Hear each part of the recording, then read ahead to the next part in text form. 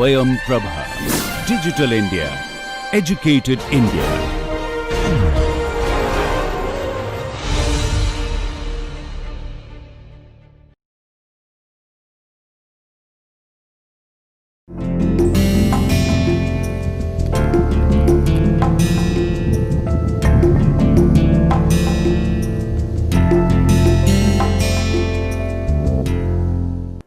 नमस्कार।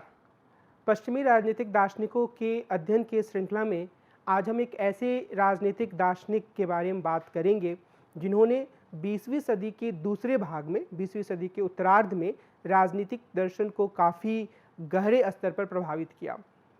ये वो राजनीतिक दार्शनिक हैं जिन्होंने एक सिरे से मानकीय राजनीतिक सिद्धांत या मानकीय राजनीतिक दर्शन जिसके कि पतन की उद्घोषणा कर दी गई थी, उसको फिर से नया जीवन प्रदान किया।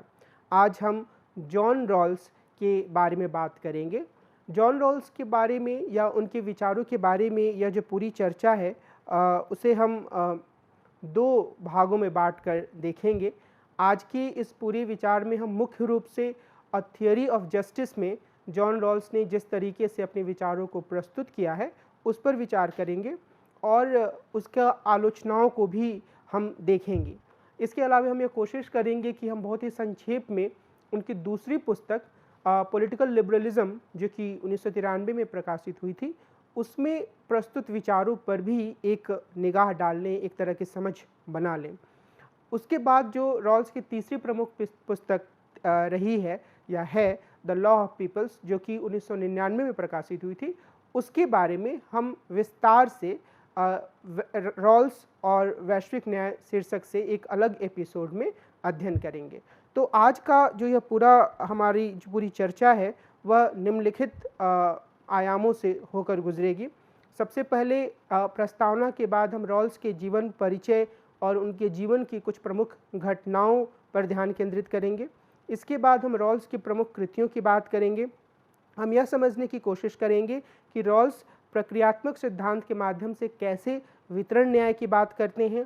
उसके बाद हम रॉल्स के सैद्धांतिकरण की तरफ आगे बढ़ेंगे और हम मोटे तौर पर यह समझेंगे कि जो रॉल्स का सिद्धांत है वह कैसे अपने पहले के सिद्धांतकारों के विचारों से अलग है और किस तरीके से वो अपने न्याय का सिद्धांत पेश करते हैं। और इस संदर्भ में हम मूल स्थिति की अवधारणा या अज्ञान के पर्दे की अवधारणा, न्याय के जो रॉल्स सिद्धांत देते हैं वो किस तरीके से सामने आते हैं, उनकी क्या विशेषताएं हैं, उसमें लेक्सिकल प्रायोरिटी या शब्दकोशीय प्राथमिकता का सिद्धांत किस रूप में सामने आता है, इन बातों पर विचार करेंगे। और उसके बाद हम रॉल्स के न्याय के सिद्धांत की आलोचनाओं पर नज़र डालेंगे। ये आलोचनाएं भी अपने आप में महत्वपूर्ण हैं क्योंकि इन आलोचनाओं के माध्यम से मानकीय राजनीति सिद्धांत या नॉर्मेटिव पॉलिटिकल थियरी का काफ़ी विकास हुआ। और इस संदर्भ में हम समुदायवादी आलोचना, नारीवादी आलोचना, स्वतंत्रतावादी आलोचना, मैकफर्सन की आलोचना, अमर्त्य सेन की आलोचना और रॉल्स के सिद्धांत की आंतरिक कमियों पर नज़र डालेंगे। जब हम समुदायवादी आलोचना की बात करेंगे तो वहीं पर हम पॉलिटिकल लिबरलिज्म में रॉल्स द्वारा पेश किए गए ओवरलैपिंग कंसेंसस या परस्पर व्यापी आम सहमति के विचार की भी चर्चा करेंगे। अगर हम रॉल्स के जीवन की बात करें तो मोटे तौर पर हम यह कह सकते हैं कि जॉन रॉल्स का जीवन एक ऐसे अध्येता या स्कॉलर या विद्वान का जीवन रहा जिसने अपनी पूरी ज़िंदगी काफ़ी गहराई से अध्ययन और अध्यापन में बिताया और इस दौरान उन्होंने कई स्तरों पर ऐसे गहन सैद्धांतिकरण पेश किए जिन्होंने न सिर्फ उनके समय के राजनीतिक दर्शन को बल्कि उस समय की जो नीतिगत विमर्श थे उसको भी काफ़ी गहरे स्तर पर प्रभावित किया। जॉन जैक बार्ली रॉल्स, ये उनका पूरा नाम था। उनका जन्म 21 जनवरी 1921 को बाल्टीमोर, मैरीलैंड, संयुक्त राज्य अमेरिका में हुआ था तथा उनकी मृत्यु लेक्सिगन, मैसाचुसेट्स के उनके घर में 2002 में हुई। वे विलियम ली रॉल्स और एना एबेल स्टम्प के 5 पुत्रों में से दूसरे नंबर पर थे। जॉन रॉल्स के माता पिता एना और विलियम्स दोनों की ही राजनीति में रुचि नहीं थी। एना के विचारों पर आरंभिक नारीवाद का प्रभाव था और उनकी रुचि पेंटिंग में भी थी। रॉल्स की भी पेंटिंग में काफ़ी गहरी रुचि हो गई। रॉल्स अपने आरंभिक दिनों में कैलवर्ट स्कूल में रहे 1927 से 33 के दौरान, और उसके बाद उन्होंने हाई चर्च एपिस्कोपल परंपरा के अंतर्गत स्थापित लड़कों के धार्मिक स्कूल केंट स्कूल में शिक्षा प्राप्त की। हाई स्कूल के बाद रॉल्स ने 1939 में प्रिंसटन यूनिवर्सिटी में दाखिला लिया। रॉल्स ने 1943 में दर्शन शास्त्र में बीए की डिग्री हासिल की। जब रॉल्स 1939 में प्रिंसटन यूनिवर्सिटी में आए, उसी वर्ष द्वितीय विश्व युद्ध शुरू हुआ था।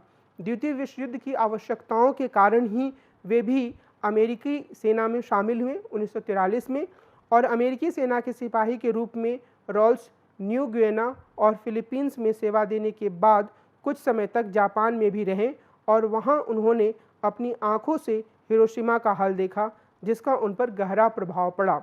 और बाद में जो उनके विचार सामने आते हैं, जिसमें कि वे इस तरीके की त्रासदी का विरोध करते हैं और एक उदारवादी समाज का समर्थन करते हैं, उन पर इन घटनाओं ने काफ़ी प्रभाव डाला था। सेना में रॉल्स के योगदान के लिए उन्हें कांस्य पदक दिया गया। युद्ध के बाद उन्होंने खुद को सेना से अलग कर लिया, क्योंकि उन्हें यह महसूस हुआ कि वे इस तरह के कार्यों के लिए नहीं बने हैं।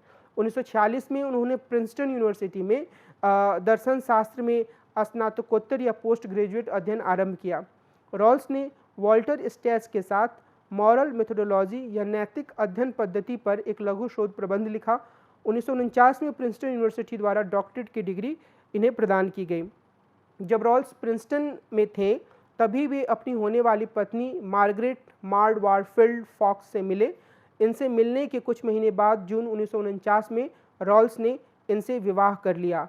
इनके 4 बच्चे हुए, एन, रॉबर्ट, अलेक्जेंडर और एलिजाबेथ। दोनों का वैवाहिक जीवन 50 वर्षों से भी ज़्यादा समय तक चला। 2002 में रॉल्स की मृत्यु होने के बाद ही एक तरीके से इस वैवाहिक जीवन का अंत हम कह सकते हैं हुआ। और मार्गरेट ने रॉल्स की कई पुस्तकों को संपादित करने में महत्वपूर्ण भूमिका निभाई। खासतौर पर the law of the peoples को अंतिम रूप देने का काम मार्गरेट के हाथों से ही हुआ, क्योंकि 1995 में स्ट्रोक या पक्षाघात के कारण जॉन रॉल्स काफ़ी बीमार रहने लगे थे। 1950 से 1952 तक रॉल्स ने प्रिंसटन में दर्शन शास्त्र विभाग में अध्यापन का काम किया। इसके बाद उन्होंने सफलतापूर्वक फुल ब्राइट फेलोशिप के लिए आवेदन किया, और अकादमिक वर्ष 1952-53 में वे ऑक्सफोर्ड में रहे। ऑक्सफोर्ड से वापस लौटने के बाद रॉल्स कॉर्नेल में सहायक प्रोफेसर बन गए। उन्होंने 1959-60 में MIT में एक निश्चित अवधि का प्रोफेसर पद स्वीकार किया, जहां उन्होंने दर्शन शास्त्र विभाग का निर्माण किया। 1961 के वसंत में उन्हें हार्वर्ड यूनिवर्सिटी में पढ़ाने का ऑफर मिला। उन्होंने 1962 में हार्वर्ड यूनिवर्सिटी में पढ़ाना आरंभ किया, और अगले 31 वर्षों तक वो वहीं पढ़ाते रहे। 1991 में उन्होंने इसी विश्वविद्यालय से अवकाश प्राप्त किया। इसके बाद उन्हें यहाँ पर प्रोफेसर एमेरिटस बना दिया गया, और वे 1995 तक यहाँ पढ़ाते रहे। 1995 में इन्हें पक्षाघात या स्ट्रोक हुआ, जिसके बाद इन्होंने पढ़ाना बंद कर दिया। हालांकि बौद्धिक रूप से ये सक्रिय बने रहे, और उन्होंने वैश्विक न्याय से संबंधित अपनी पुस्तक को इसके बाद के वर्षों में ही आखिरी रूप प्रदान किया, जिसमें कि उनकी पत्नी ने भी उनकी काफ़ी सहायता की, और वर्ष 2002 में इनका देहांत हो गया। इस लिहाज से अगर हम देखें तो हम यह कह सकते हैं कि जॉन रॉल्स के अपने जीवन काल में जो घटनाएं घट रही थीं, उन्होंने उनके लेखन को काफ़ी प्रभावित किया। मिसाल के तौर पर वियतनाम युद्ध, जो कि 60 के दशक के आखिरी वर्षों में हुआ, उसके पहले द्वितीय विश्व युद्ध, जिसमें वो सेना के सदस्य के रूप में जापान तक गए, और उन सब चीज़ों में जो त्रासदी या जो गरीबी या जो उत्पीड़न उन्होंने देखा दोनों ही तरह के युद्धों में, उसने उनके चिंतन पर, उनके विचारों पर गहरा प्रभाव डाला। और मुख्य रूप से वे यूनिवर्सिटी के दायरे में रहे। वो कभी भी एक ऐसे बुद्धिजीवी के रूप में सामने नहीं आए जो रोज़ रोज़ की घटनाओं पर टिप्पणी देता हो। उन्होंने संयमित रूप से और व्यवस्थित रूप से अपने अध्यापन का कार्य किया, और इसी दौरान वे अपने सैद्धांतिकरण का कार्य भी करते रहे। रॉल्स के बारे में हमें एक महत्वपूर्ण पहलू को याद रखने की आवश्यकता है। मुझे ये उम्मीद है कि आप सभी राजनीति शास्त्र में राजनीति सिद्धांत के पतन और फिर पुनरुद्धार से संबंधित वाद विवाद को पढ़ते होंगे। जिसमें हम यह आम तौर पर कहते हैं कि व्यवहारवादी दर्शन का या व्यवहारवादी पद्धति का डेविड ईस्टर्न के प्रभाव के कारण उदय हुआ। और फिर 1969 में जब डेविड ईस्टर्न ने खुद यह कहा कि अब एक तरीके से उत्तर व्यवहारवाद का दौर है, तो धीरे धीरे व्यवहारवादी आंदोलन का पतन होते गया।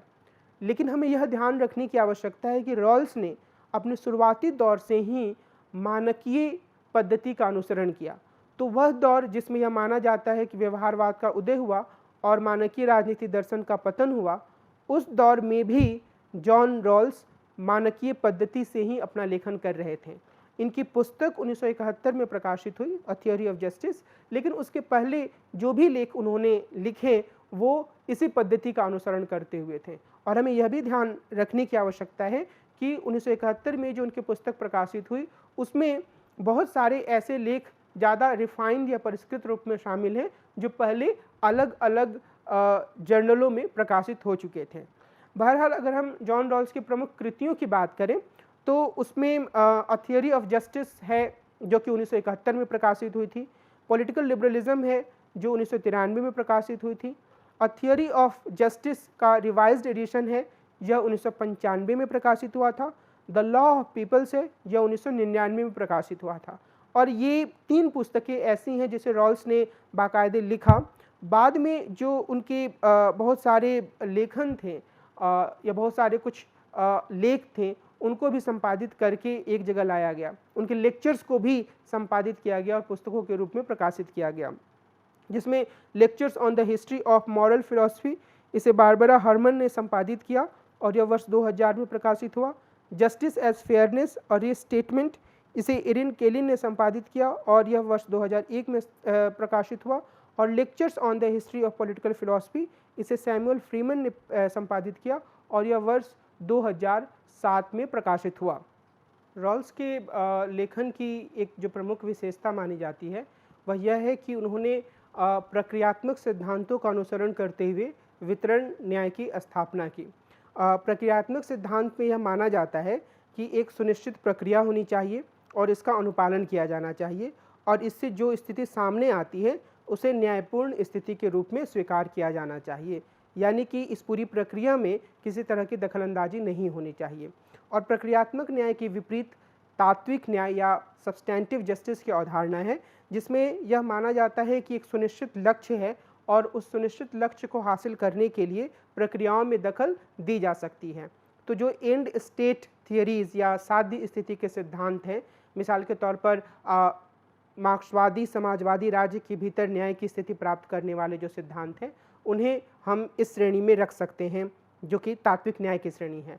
लेकिन यह भी माना जाता है कि जिसे हम वितरण न्याय कहते हैं, डिस्ट्रीब्यूटिव जस्टिस कहते हैं, अगर उसे हासिल करना है तो उसे हासिल करने का जो एक मुख्य तरीका है वह तात्विक न्याय ही हो सकता है। वितरण न्याय में यह माना जाता है कि लोगों को उनकी योग्यता या पात्रता के अनुसार वस्तुओं और संसाधनों का वितरण किया जाना चाहिए। और यहाँ पर जो योग्यता और पात्रता की बात है उनकी ज़रूरत के संदर्भ में भी इसे कई बार परिभाषित किया जाता है और यह कहा जाता है कि लोगों की स्थिति और उनकी आवश्यकताओं पर भी ध्यान देना चाहिए। योग्यता और पात्रता के साथ लोगों की स्थिति और आवश्यकता भी इसमें एक महत्वपूर्ण तत्व हैं। और समकालीन दौर में न्याय के सिद्धांत की खोज वितरण आदर्श सिद्धांत की खोज से जुड़ी रही है कि आखिर किस तरीके से एक आदर्श वितरण तैयार किया जा सकता है।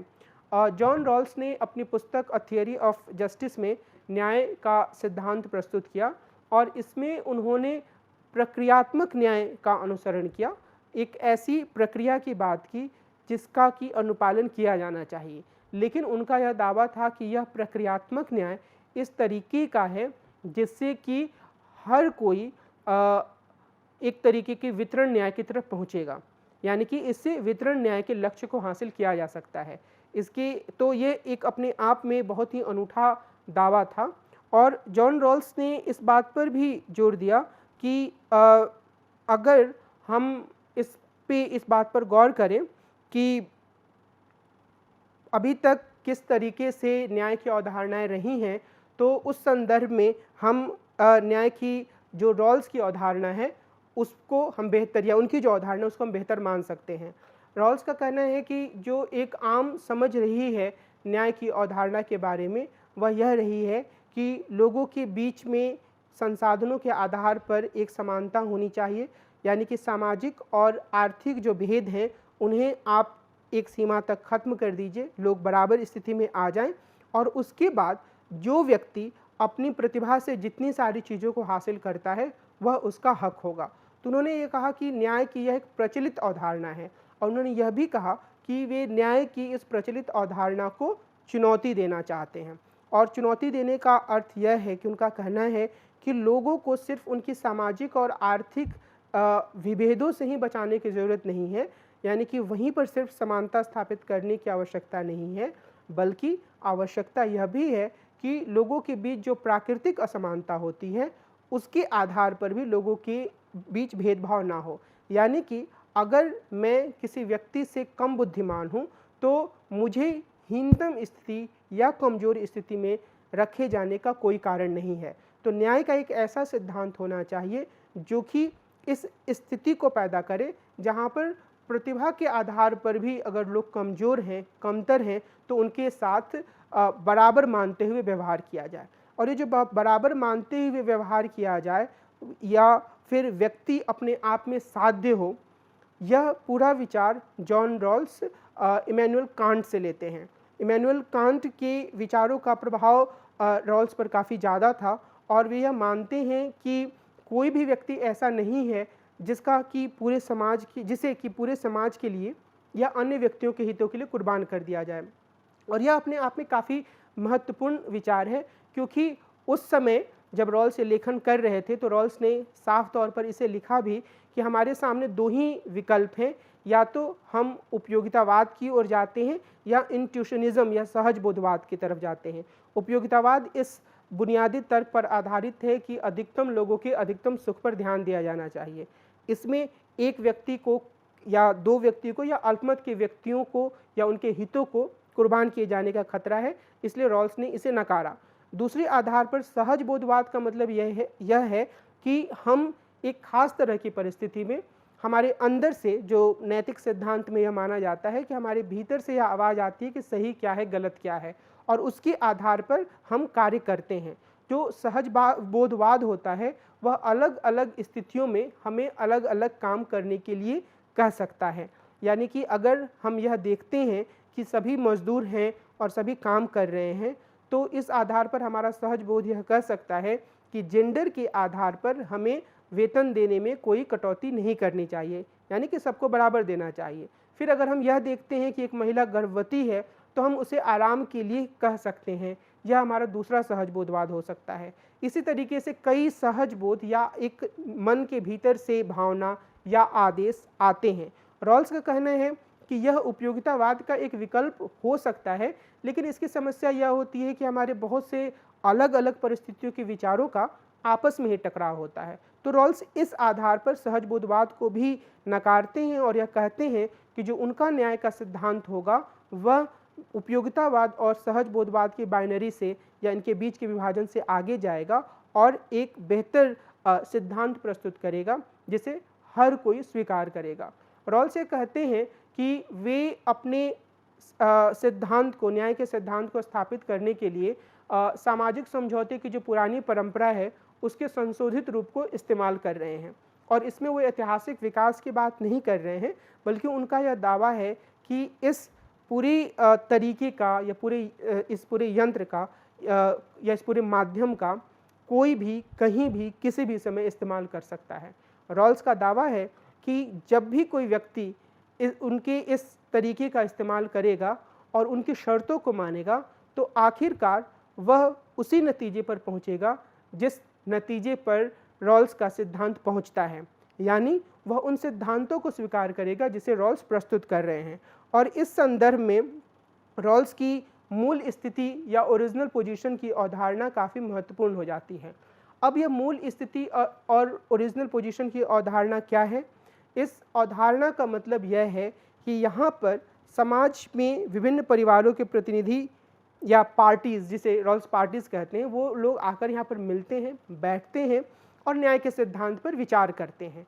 तो इसमें जो एक बुनियादी विशेषता है वह यह है कि विभिन्न परिवारों के मुखिया यहाँ पर आकर बैठते हैं पार्टीज़ के रूप में, पक्षकार के रूप में, जिन्हें अपने लिए न्याय के सिद्धांत का चयन करना है। रॉल्स यह दावा नहीं करते हैं कि मूल स्थिति में ऐतिहासिक रूप से कभी कोई समझौता हुआ था। उनके अनुसार यदि कभी लोग उनकी बताई गई शर्तों के अनुरूप मूल स्थिति में जाएंगे तो वो उन्हीं के द्वारा बताए गए न्याय के सिद्धांत को चुनेंगे और इसीलिए वे अपनी न्याय के सिद्धांत को निष्पक्षता के रूप में न्याय या एक तरीके से जस्टिस एज फेयरनेस के रूप में प्रस्तुत करते हैं। अब मूल स्थिति की क्या विशेषताएं हैं ओरिजिनल पोजीशन की, जहां पर लोग बैठकर न्याय के सिद्धांत पर विचार कर रहे हैं। मूल स्थिति की जो सबसे पहली विशेषता है कि उसमें एक वेल ऑफ इग्नोरेंस या अज्ञान का पर्दा होगा। लोगों को यह पता नहीं होगा कि समाज में उनकी वास्तविक सामाजिक आर्थिक हैसियत क्या है, यानी समाज में किसी व्यक्ति की स्थिति काफ़ी अमीर हो सकती है, आर्थिक रूप से, सामाजिक रूप से उसकी काफ़ी प्रतिष्ठा हो सकती है, लेकिन कोई व्यक्ति ऐसा हो सकता है कि जो काफ़ी गरीब हो और समाज में उसकी इतनी इज्जत प्रतिष्ठा भी ना हो। लेकिन जब ये दोनों व्यक्ति मूल स्थिति में या ओरिजिनल पोजीशन में बैठते हैं तो उन्हें इस बात का कोई एहसास नहीं होता है, उन्हें इस बात का कोई एहसास नहीं होता है कि समाज में उनकी वास्तविक स्थिति क्या है। और ये लोग जो अपने परिवारों के मुखिया होते हैं उन्हें मोटे तौर पर सामान्य अर्थशास्त्र का ज्ञान होता है, मनोविज्ञान का या साइकोलॉजी का कुछ ज्ञान होता है और ये बस ये चाहते हैं, ये जानते हैं कि ये अपने लिए एक अच्छा जीवन चाहते हैं, एक ऐसा जीवन चाहते हैं जिसमें कि वो अपने जीवन में जिन लक्ष्यों को हासिल करना चाहते हैं उन लक्ष्यों को हासिल कर पाएँ। जो प्राथमिक वस्तुएं या प्राइमरी गुड्स हैं जीवन को हासिल करने के लिए, स्वतंत्रता, बुनियादी संसाधन और बेहतर सामाजिक परिवेश, ये सारी चीज़ें उन्हें मिल पाएँ और इस लिहाज से व्यक्ति यहाँ पर इस लक्ष्य के साथ मूल स्थिति में बैठे होते हैं। लेकिन मूल स्थिति की रॉल्स दो और विशेषताओं को जोड़ते हैं। एक विशेषता तो यह है कि लोग जोखिम नहीं लेना चाहते हैं, रिस्क टेकर्स नहीं होते हैं। हम अपनी ज़िंदगी में बहुत सारे ऐसे लोगों को देखते हैं जो कि जोखिम लेते हैं, जो कि एक समय पे यह फैसला करते हैं कि अगर मैं इस काम को करने जा रहा हूँ तो काफ़ी नुकसान भी हो सकता है और काफ़ी लाभ भी हो सकता है और वो फिर भी वो काम करते हैं। लेकिन रॉल्स की मूल स्थिति में बैठे जो पार्टीज़ या पक्षकार या लोग हैं वो रिस्क टेकर्स नहीं हैं। वे नहीं चाहते हैं कि वे कोई ऐसा जोखिम ले जिससे उनकी स्थिति बहुत ख़राब हो जाए, तो वो संभल कर चलना चाहते हैं। वो चाहते हैं और वो ये सोचते हैं कि अगर उनकी स्थिति सबसे ख़राब होती है तब भी उन्हें सबसे ज़्यादा मिले और रॉल्स इसे ही मैक्सिमीन प्रिंसिपल के रूप में प्रस्तुत करते हैं, यानी कि जब मिनिमम या सबसे न्यूनतम स्थिति हो तब भी मैक्सिमम या सबसे ज़्यादा मिले। ये रॉल्स मैक्सिमम सिद्धांत के रूप में इसको प्रस्तुत करते हैं। दूसरा ये कि जो मूल स्थिति में लोग बैठे हैं, जो पक्षकार बैठे हैं, वो इगोइस्ट नहीं हैं।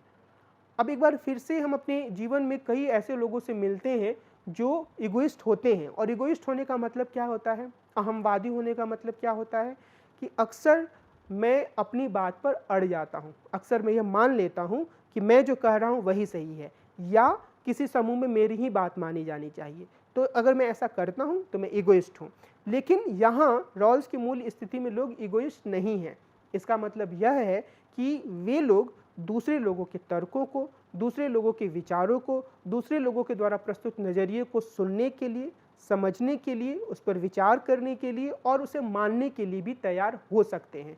तो इस लिहाज से हम यह कह सकते हैं कि जॉन रॉल्स की मूल स्थिति में जो जिस तरीके से व्यक्ति की परिकल्पना की गई है उसमें ऐसा नहीं है कि ये व्यक्ति समाज के सामान्य लोगों का प्रतिनिधित्व करते हैं, क्योंकि समाज में दोनों ही तरह के लोग होते हैं। समाज में इगोइस्ट भी होते हैं, समाज में रिस्क को या जोखिम लेने वाले लोग भी होते हैं। लेकिन रॉल्स इन विशेषताओं को हटा देते हैं और वो यह विशेषता जोड़ते हैं कि ऐसे व्यक्ति कभी रिस्क या जोखिम नहीं लेना चाहेंगे अपने जीवन में और ऐसे व्यक्ति इगोइस्ट भी नहीं होते हैं। तो एक खास तरीके की व्यक्ति की संकल्पना इस पूरे सिद्धांत में है। रॉल्स की न्याय के सिद्धांत की जो लोगों के द्वारा चुना जाता है उस पर विचार करने से पहले हमें यह भी ध्यान देने की आवश्यकता है कि रॉल्स यह कहते हैं कि इस स्थिति में लोग अलग अलग तरीके के न्याय के सिद्धांतों पर विचार करते हैं और वे एक सुव्यवस्थित या वेल ऑर्डर्ड सोसाइटी के लिए अपने सिद्धांत चुन रहे हैं। तो जब वे ऐसे सिद्धांतों पर विचार करते हैं तो वो मुख्य रूप से अपने हितों पर ध्यान देते हैं, यानी कि क्या उनका मैक्सिमीन प्रिंसिपल पाने का लक्ष्य पूरा होगा, क्या उनका यह लक्ष्य पूरा होगा कि अगर न्याय के सिद्धांतों को स्वीकार कर लिए जाने के बाद वो बाहर समाज में जाते हैं और उनकी स्थिति सबसे खराब होती है तो उन्हें सबसे अधिकतम मिलेगा। और इस लिहाज से रॉल्स यह कहते हैं कि जब वो अलग अलग तरह के न्याय के सिद्धांतों पर विचार करते हैं तो वो ये पाते हैं कि असल में उनके लिए ये सारे सिद्धांत काफ़ी खतरनाक हैं। मिसाल के तौर पर लोगों के सामने उपयोगितावाद का सिद्धांत विचार के लिए लाया जाता है और यह कहा जाता है कि जो न्याय के सिद्धांत होंगे वो अधिकतम लोगों के अधिकतम सुख के लक्ष्य के हिसाब से काम करेंगे। अब लोगों को यह खतरा लगता है कि अगर इस तरीके के सिद्धांत को स्वीकार कर लिया गया और बाहर वो सबसे गरीब हुए तो निश्चित रूप से ये उनके लिए नुकसान की स्थिति होगी। और इसी तरीके से कोई अन्य सिद्धांत, और रॉल्स अपने पाठकों से यह कहते हैं कि आप और कोई अन्य सिद्धांत भी इसके बारे में सोच सकते हैं। हम सब जो इस पूरे संवाद का हिस्सा है हम भी इसके बारे में सोच सकते हैं। और रॉल्स का यह दावा है कि आप चाहे किसी भी न्याय के सिद्धांत के बारे में सोचिए, अगर आप मेरी इन शर्तों को मान रहे हैं तो आप यह पाएंगे कि वो सिद्धांत असल में कुछ तरह के खतरे लेकर आते हैं। इसीलिए रॉल्स का यह कहना है कि आखिरकार लोग न्याय के उस सिद्धांत को स्वीकार करते हैं जिसे वे अपने न्याय के सिद्धांत के रूप में पेश कर रहे हैं। इस पर लोगों की सहमति बनती है। रॉल्स के अनुसार मूल स्थिति में लोग न्याय के निम्नलिखित सिद्धांतों पर सहमत होते हैं। पहला, प्रत्येक व्यक्ति को सबसे विस्तृत स्वतंत्रता का ऐसा समान अधिकार प्राप्त होना चाहिए जो दूसरों की वैसी ही स्वतंत्रता के साथ निभ सके। इसका अर्थ क्या है? इसका अर्थ यह है कि जो स्वतंत्रताएं व्यक्तियों को मिलती हैं वो उनके व्यक्तित्व के विकास में महत्वपूर्ण भूमिका निभाती हैं और मूल स्थिति में बैठा हर व्यक्ति इस बात से सहमत है कि उसके पास अधिकतम बुनियादी स्वतंत्रताएं होनी चाहिए। और जब उसके पास ये स्वतंत्रताएं होंगी और वो इस सीमा तक होनी चाहिए कि उसका दूसरों से टकराव ना हो, तो इस स्थिति में वो अपना सबसे ज़्यादा विकास कर पाएगा।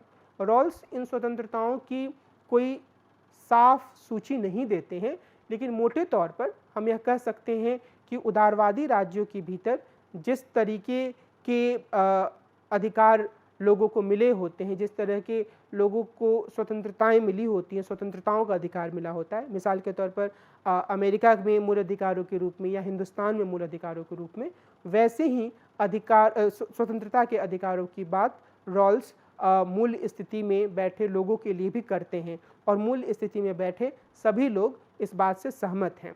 दूसरा, सामाजिक और आर्थिक स्वतंत्रताएं इस तरीके से व्यवस्थित की जाएं कि इनसे हीनतम स्थिति वाले लोगों को अधिकतम लाभ हो और ये विषमताएं उन पदों और स्थितियों से जुड़ी हों जो अवसर की उचित समानता की शर्तों पर सबके लिए सुलभ हों। जो 2 का सिद्धांत है, हीनतम स्थिति वाले लोगों को अधिकतम लाभ, वह रॉल्स के सिद्धांत का एक विवादास्पद पहलू रहा है। यानी कि विशेष रूप से उदारवादी देशों के भीतर लोगों ने इस पे गहरा ऐतराज़ भी जताया है, लेकिन अभी हम यह समझने की कोशिश करते हैं कि आखिर क्यों ओरिजिनल पोजीशन या मूल स्थिति में बैठे लोग इसे स्वीकार कर लेते हैं। रॉल्स कहते हैं कि जो यह शर्त है कि सामाजिक और आर्थिक स्वतंत्रताओं को या विषमताओं को इस तरीके से हम व्यवस्थित करें जिससे कि अधिकतम लाभ उस व्यक्ति को हो जो हीनतम स्थिति में है, इसे लोग स्वीकार करते हैं क्योंकि उन्हें यह डर होता है कि यह मुमकिन है कि सबसे ज़्यादा हीनतम स्थिति में समाज में वही हों। उन्हें यह पता नहीं है कि समाज में उनकी वास्तविक स्थिति क्या है और ये ऐसे लोग हैं जो यह चाहते हैं कि भले ही समाज में उनकी सबसे हीनतम स्थिति हो, लेकिन वास्तव में वो सबसे बेहतर स्थिति में रहें और इसी लिहाज से वो चाहते हैं कि सबसे हीनतम स्थिति वाले व्यक्ति को भी सबसे ज़्यादा मिले। और सबसे इसके बाद जो दूसरी शर्त है वो ये है कि जो विषमताएं उन पदों और स्थितियों से जुड़ी हों जो अवसर की उचित समानता की शर्तों पर सबके लिए सुलभ हों। तो ये जो दूसरी जो शर्त है वो यह उसके अनुसार इन विषमताओं को इस तरीके से भी रखा जाना चाहिए जिसमें कि जो पद हैं, अलग अलग तरह के पद, वो उसमें अवसर की समानता हर किसी के लिए उपलब्ध हो। इस लिहाज से हम यह कह सकते हैं कि रॉल्स का जो पूरा न्याय का सिद्धांत है, उसमें पहला सिद्धांत अधिकतम स्वतंत्रता का सिद्धांत है। दूसरा सिद्धांत विशेष रूप से सिद्धांत 2 का भेदमूलक सिद्धांत या डिफरेंस प्रिंसिपल के रूप में जाना जाता है, जिसमें कि समाज की विषमताओं को, सामाजिक और आर्थिक विषमताओं को इस तरह से समायोजित करने की बात कही गई है जिससे कि हीनतम स्थिति वाले व्यक्ति को अधिकतम लाभ हो। साथ ही इस तरह की जो विषमताएं हैं, अगर उनका अस्तित्व है भी, तब भी लोगों को जो अवसर की समानता होती है वह प्राप्त होनी चाहिए।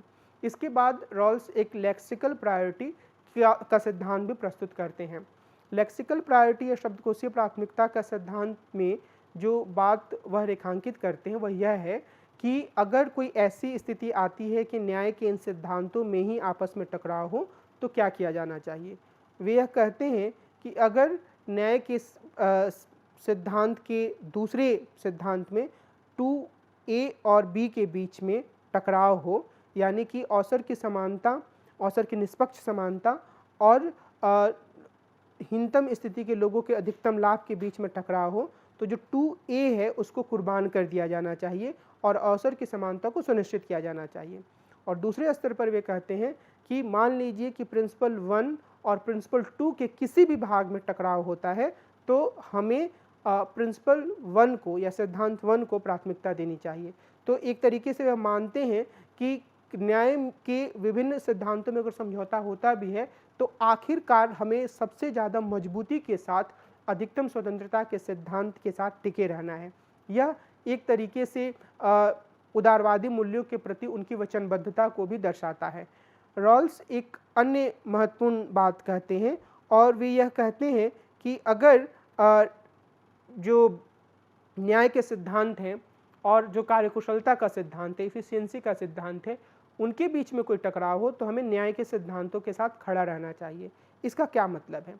इसका मतलब यह है कि जो कोई व्यवस्था स्थापित होती है, हम ये मानते हैं, और उस व्यवस्था में कार्यकुशलता पर भी जोर दिया जाता है, लेकिन अगर कोई ऐसा शासक आ जाता है जो ये कहता है कि कुछ समय के लिए न्याय के सिद्धांतों को भूल जाने की ज़रूरत है और ज़रूरत इस बात की है कि हम इफ़िशियंसी के सिद्धांत को, कार्यकुशलता के सिद्धांत को अपनाएं, तो ऐसी स्थिति में रॉल्स कहते हैं कि किसी भी ऐसे दावे को स्वीकार करने की आवश्यकता नहीं है। इफ़िशियंसी अपनी जगह हो सकती है, लेकिन न्याय का सिद्धांत सबसे महत्वपूर्ण है और किसी भी स्थिति में न्याय के सिद्धांत को निलंबित नहीं किया जा सकता है, न्याय के सिद्धांत को स्थगित नहीं किया जा सकता है या न्याय के सिद्धांत को किसी अन्य सिद्धांत की तुलना में पीछे नहीं रखा जा सकता है। हमेशा ही यह अन्य सिद्धांतों से आगे रहेगा और ये काफ़ी महत्वपूर्ण पहलू है रॉल्स के न्याय के सिद्धांत का।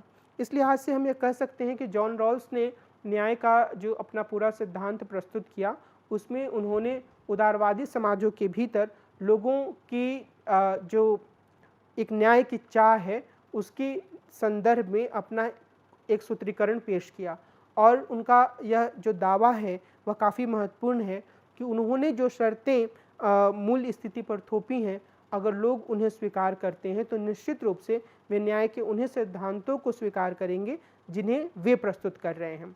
तो इस लिहाज से एक काफ़ी महत्वपूर्ण सैद्धांतिकरण रॉल्स के सिद्धांत को माना जाता है और यह इस लिहाज से भी बहुत ही महत्वपूर्ण है कि रॉल्स इसमें नॉर्मेटिव तरीके से, मानकीय तरीके से सैद्धांतिकरण करते हैं, यानी कि वह इसमें व्यवहारिक स्तर पर मौजूद तथ्यों से बहुत ज़्यादा उदाहरण नहीं लेते हैं। उनकी जो मुख्य सोच है वह अपने जो कॉन्सेप्ट्स वो इस्तेमाल कर रहे हैं, जो अवधारणाओं को इस्तेमाल कर रहे हैं, उनको एक साफ तरीके से स्थापित करना और क्रमबद्ध रूप से तार्किक संरचना के साथ अपने तर्कों को प्रस्तुत करने पर हैं।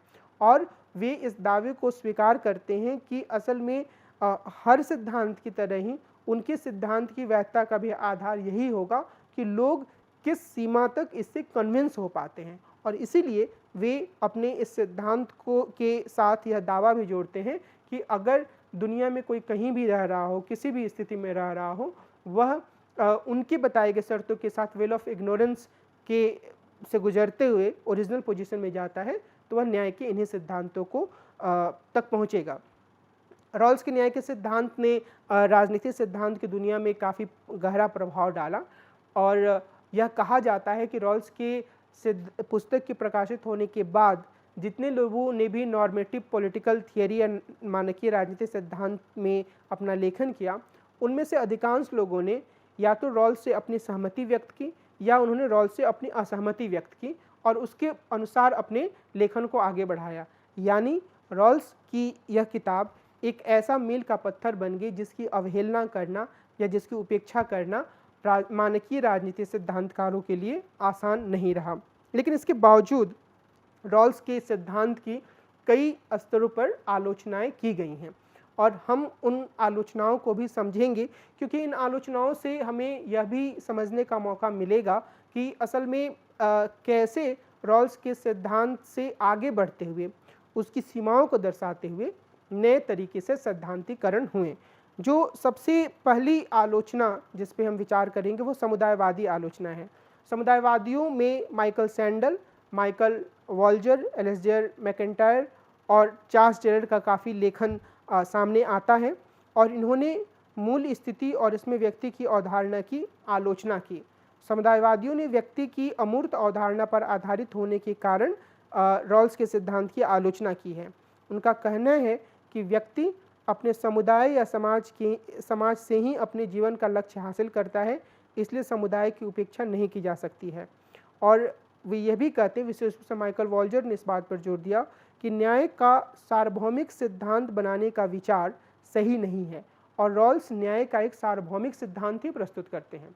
और उनका एक कहना है माइकल वॉल्जर का कि ऐसा करना इसलिए सही नहीं है क्योंकि हर समाज में अलग अलग वस्तुओं का मूल्य होता है, इसलिए वस्तुओं के सामाजिक अर्थ पर विचार करना चाहिए, उन पर ध्यान देना चाहिए। अगर हम उन पर ध्यान नहीं देते हैं तो एक तरीके से हम समाज की विभिन्न समाजों की हकीकत को नहीं समझ पाएंगे और हम एक ऐसे सार्वभौमिक सिद्धांत को बहुत से समाजों पर आरोपित करेंगे जो असल में उन समाजों के लिए सही या कारगर नहीं होंगे। तो जो मुख्य रूप से जो समुदायवादी आलोचना है वह यह मानकर चलता है कि जॉन रॉल्स ने व्यक्ति का एक एटोमिस्ट या अणुवादी सिद्धांत प्रस्तुत किया, जिसमें ऐसा लगता है कि व्यक्ति को अपने समाज से कोई खास लेना देना नहीं है। लेकिन इनका यह कहना है, सैंडल ने पहले बिंदु पर काफ़ी जोर दिया। मैकेंटायर यह कहते हैं कि व्यक्ति की जो भी सोच होती है वह कई पीढ़ियों से जो परंपराएं चली आ रही हैं, जो मूल्य चले आ रहे हैं, उनसे बनती है, तो समुदाय में वो पूरी तरीके से अंतर्निहित होता है। और वॉल्जर ने यह कहा कि सार्वभौमिकता या यूनिवर्सैलिटी की खोज जो विभिन्न समाजों की विशिष्टताएं होती हैं उनकी अवहेलना करता है और रॉल्स का सिद्धांत यही कर रहा है। तो इस लिहाज से समुदायवादियों ने काफ़ी तीखी आलोचना प्रस्तुत की। यहाँ मैं इस बात की ओर आपका ध्यान दिलाना चाहूँगा कि समुदायवादियों की इस आलोचना के कारण एक अलग तरह का सैद्धांतिकरण खुद उदारवाद के भीतर हुआ। जॉन रॉल्स ने अपने पुस्तक पॉलिटिकल लिबरलिज्म में समुदायवादियों की कुछ आलोचनाओं के महत्व को स्वीकार किया और उन्होंने यह कहा कि असल में समुदाय पर ज़रूरत के हिसाब से ध्यान ना देना उनके सिद्धांत की एक सीमा हो सकती है और वे एक अलग तरीके से उदारवादी समाज में विभिन्न समूहों की मौजूदगी को स्वीकार करते हैं और उदारवादी समाज या राज्य के साथ उनके संबंधों के बारे में एक ओवरलैपिंग कंसेंसस या परस्पर व्यापी आम सहमति का सिद्धांत प्रस्तुत करते हैं। ओवरलैपिंग कंसेंसस या परस्पर व्यापी आम सहमति का क्या अर्थ है? रॉल्स कहते हैं कि उदारवादी समाज के भीतर अगर आप ध्यान दें तो आप यह पाएंगे कि समूह हैं और वहाँ पर व्यक्तियों के अधिकार भी हैं। तो एक तरफ व्यक्तिगत अधिकार हैं, दूसरी तरफ समूह के अधिकार हैं और इन दोनों ही स्थितियों में यानी कि उदारवादी राज्य द्वारा व्यक्तिगत अधिकारों को बढ़ावा दिया जाना, व्यक्तिगत स्वतंत्रताओं को महत्व दिया जाना और उसके साथ समूहों का अस्तित्व एक साथ कायम रहते हैं, ऐसा रॉल्स का मानना है। और उनका यह कहना है कि व्यक्तिगत अधिकारों की धारा में और समूहों के बीच में एक तरह का परस्पर अतिव्यापन या परस्पर व्यापन या ओवरलैप होता है और ये जो ओवरलैप होता है उसमें जो मुख्य बात होती है वह यह कि जो उदारवादी राज्य होता है, जो व्यक्तिगत अधिकारों को बढ़ावा देता है, वह समूहों के अस्तित्व को स्वीकार करता है और जो समूह होते हैं वो अपनी परंपराओं के दायरे में रहने के बावजूद इस बात को स्वीकार करते हैं कि जो व्यक्तिगत अधिकार हैं वे महत्वपूर्ण हैं और इन व्यक्तिगत अधिकारों का सम्मान किया जाना चाहिए। तो एक तरह से समुदाय व्यक्तिगत अधिकारों का सम्मान कर रहे हैं और दूसरी तरफ जो उदारवादी राज्य है वो समूहों के अस्तित्व का और उनकी बहुत सारी परंपराओं का सम्मान कर रहा है। हालांकि ओवरलैपिंग कंसेंसस का यह जो पूरा विचार है उसकी कई सीमाएं भी हैं और बाद में बहुसंस्कृतिवादियों ने इन सीमाओं से आगे बढ़कर सैद्धांतिकरण करने का प्रयास किया। जो सबसे बड़ी सीमा है वह यही है कि ऐसी स्थिति बहुत सारे समाजों में आ सकती है, बार बार आती भी है, जब समूहों के मूल्य और व्यक्तियों के अधिकारों के बीच में टकराव हो और फिर वहाँ से किस रास्ते से कैसे आगे बढ़ना है उस पर ज़्यादा साफ गोई से, ज़्यादा स्पष्टता से बात करने की ज़रूरत होगी। पॉलिटिकल लिबरलिज्म में बहुत ज़्यादा स्पष्टता से रॉल्स इस ओर नहीं बढ़ पाते हैं। बहरहाल रॉल्स की जो दूसरी आलोचना सामने आई वह नारीवादी आलोचना थी। इसमें सुज़ैन मुलर ओकिन ने काफ़ी महत्वपूर्ण योगदान दिया, पर सुज़ैन मुलर ओकिन के साथ ही मार्था नुसबॉम जैसे कई नारीवादी सिद्धांतकारों ने भी इस ओर ध्यान दिया। जो मुख्य बात थी वह यह कि रॉल्स जिस स्थिति में ओरिजिनल पोजीशन की कल्पना करते हैं उस स्थिति में वो कहते हैं कि जो परिवारों के मुखिया होते हैं वो बैठते हैं।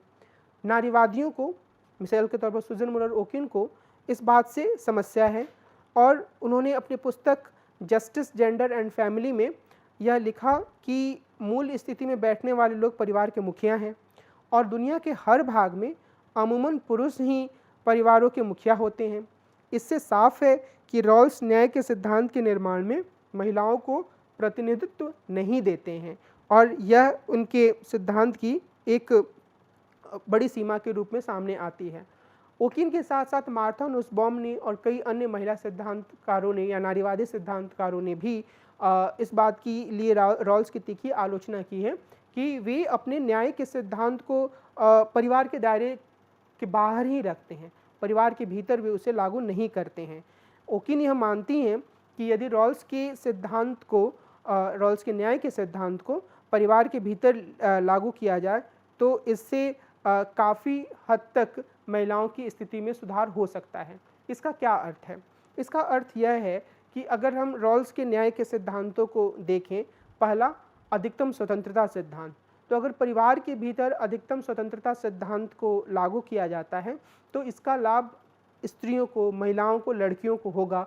अगर हम अपने समाज में महिलाओं की स्थिति को देखें या किसी अन्य समाज में भी, क्योंकि उन्हें भी उतनी ही स्वतंत्रता मिलेगी जितने की परिवार के दूसरे सदस्यों को मिल रही है। दूसरा, वे जो प्रिंसिपल 2A की बात करते हैं, यानी कि असमानताओं को तभी स्वीकार किया जाए जिससे हीनतम स्थिति वाले लोगों को अधिकतम फ़ायदा हो। तो परिवार के भीतर भी दुनिया के तकरीबन सभी हिस्सों में इसका लाभ स्त्रियों को ही मिलेगा। और उसी तरीके से अगर हम अवसर की समानता की बात करें तो इसका लाभ भी महिलाओं को ही मिलेगा अगर परिवार के भीतर इस सिद्धांत को लागू किया जाता है। तो इस लिहाज से ओकिन का यह कहना है कि परिवार के भीतर भी रॉल्स के न्याय के सिद्धांतों का विस्तार होना चाहिए। बहरहाल कैरोल गिलिगन जैसी कई नारीवादी महिलाओं ने परवाह की नीति शास्त्र या एथिक्स ऑफ केयर, देखभाल की नीति शास्त्र की उन्होंने बात की और वो कहती हैं कि जो एथिक्स ऑफ केयर होता है वह प्यार, संवेदना और केयर करने जैसे गुणों को नारी से जुड़े हुए गुण मानता है और यह उसमें यह माना जाता है कि ये गुण बहुत ही महत्वपूर्ण है, यह अंतर भी बहुत महत्वपूर्ण है।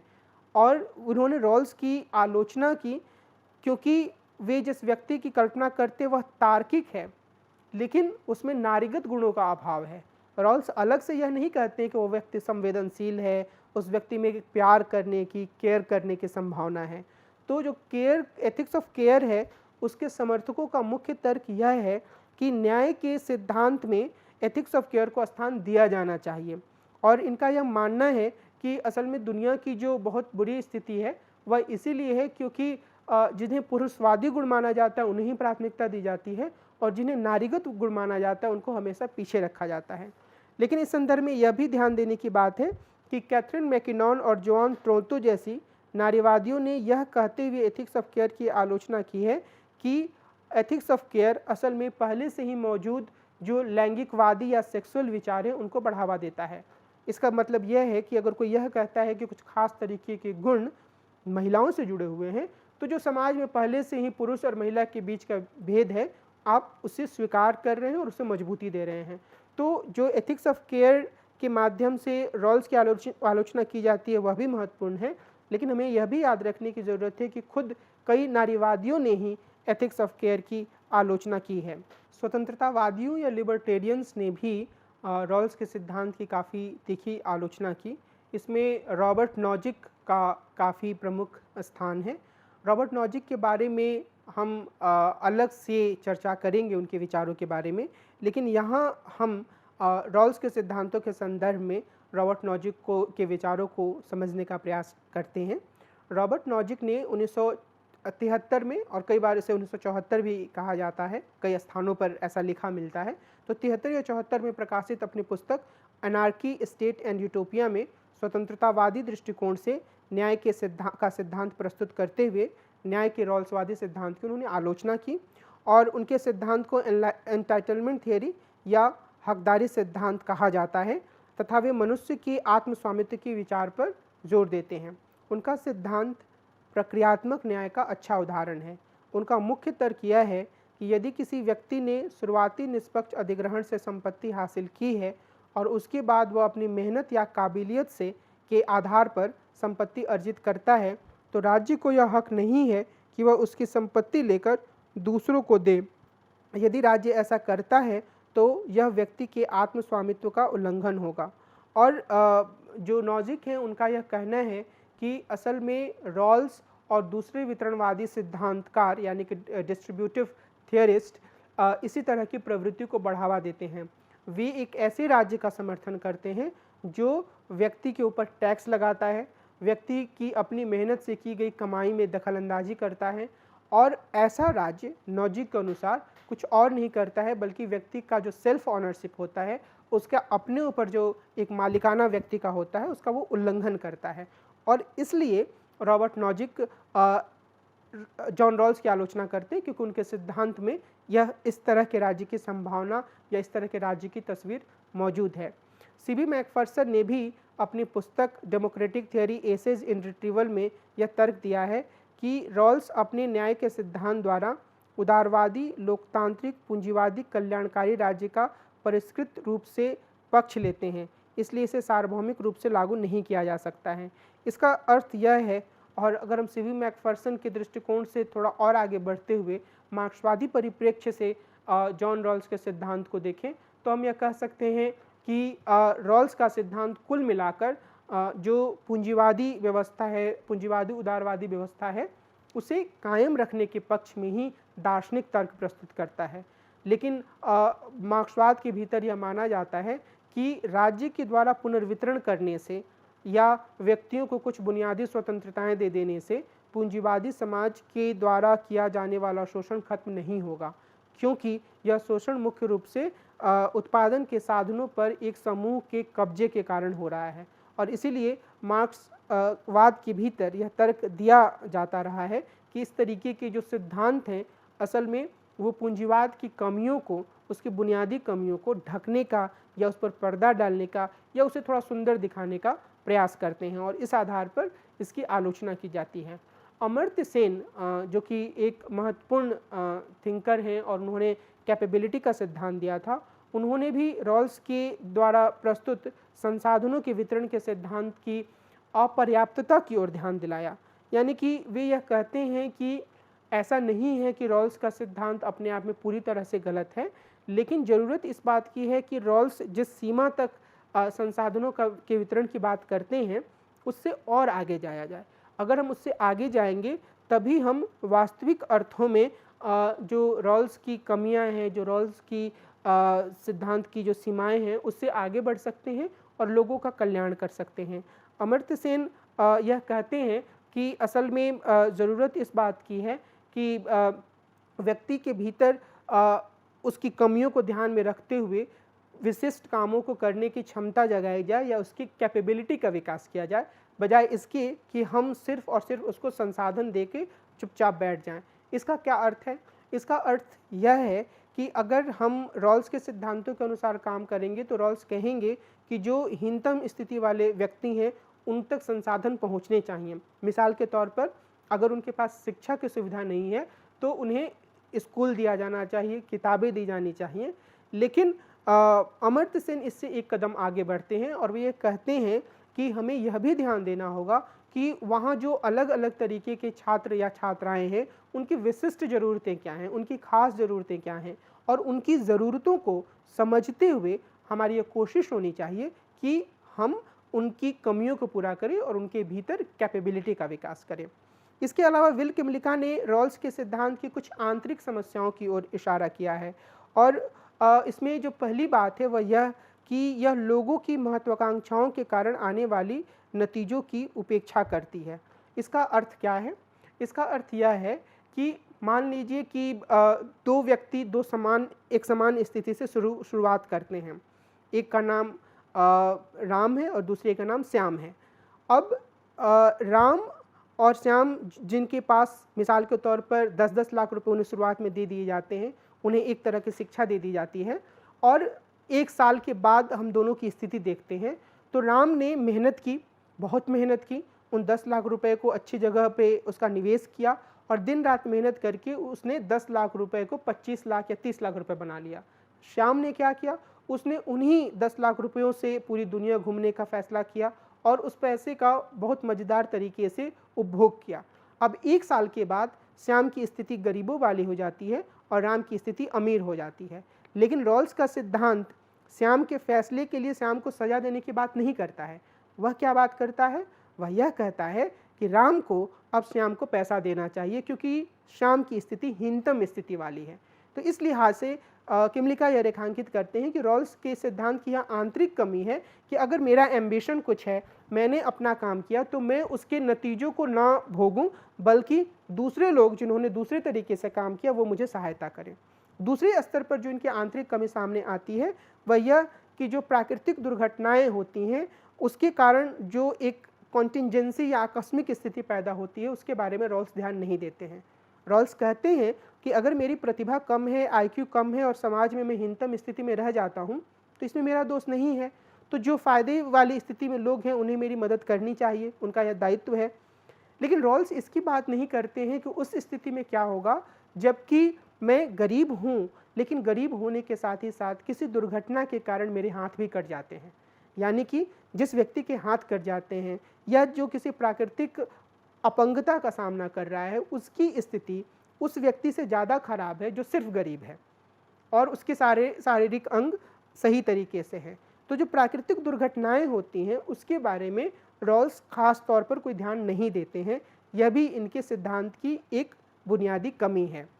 निश्चित रूप से रॉल्स के सिद्धांत की और कई अलग अलग तरीके से भी आलोचनाएं की गई हैं, लेकिन ये जो मुख्य आलोचनाएं हैं जिन पर हमने विचार किया उन मुख्य आलोचनाओं पर ध्यान देने के बाद और उन्हें समझने के बाद हमें यह याद रखने की ज़रूरत है कि जॉन रॉल्स का सिद्धांत अपने आप में सैद्धांतिक स्तर पर एक महत्वपूर्ण हस्तक्षेप के रूप में सामने आया और इसने कई स्तरों पर राजनीति सिद्धांत के विकास में या फिर हम कहें कि व्यवहारिक स्तर पर राज्य की कल्याणकारी नीतियों के पक्ष में तर्क तैयार करने में महत्वपूर्ण भूमिका निभाई। सैद्धांतिक स्तर पर हम अगर रॉल्स की आलोचनाओं पर ही ध्यान दें तो हम यह कह सकते हैं कि समुदायवाद की पूरी स्कूल ऑफ थॉट या चिंतन धारा का जो उदय है उसकी बुनियाद रॉल्स के सिद्धांतों की आलोचना है और बाद में यह धारा और आगे बढ़ती है और आगे बढ़ने के बाद बहुसंस्कृतिवाद के रूप में एक स्कूल ऑफ थॉट का उभार होता है और ये जो पूरी बहुसंस्कृतिवादी धारा है उसमें समुदायवाद की आलोचना को समाहित करने और एक नए रूप में उदारवादी मूल्यों को आगे बढ़ाने की बात कही जाती है। तो ये जो पूरी धारा है वो जॉन रॉल्स के लेखन से ही आरंभ हुई। उसी हिसाब से हम यह कह सकते हैं कि नारीवादियों ने जॉन रॉल्स के लेखन का काफ़ी आलोचना की उनकी, लेकिन उनका उपयोग भी एक अलग तरह के सैद्धांतिकरण करने के लिए किया।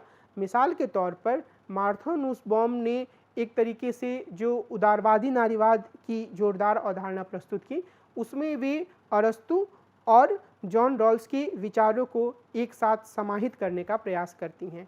इसी तरीके से कई अन्य धाराएं हैं जहां पर जॉन रॉल्स के सिद्धांत ने एक महत्वपूर्ण भूमिका अदा की। और इस सिद्धांत की जो सबसे महत्वपूर्ण बात है वह यह कि इन्होंने अपने लेखन के द्वारा नॉर्मेटिव पॉलिटिकल थियरी को फिर से स्थापित किया। अगर हम एक दूसरे परिप्रेक्ष्य से विचार करें तो हम एक रोचक चीज़ भी देख सकते हैं।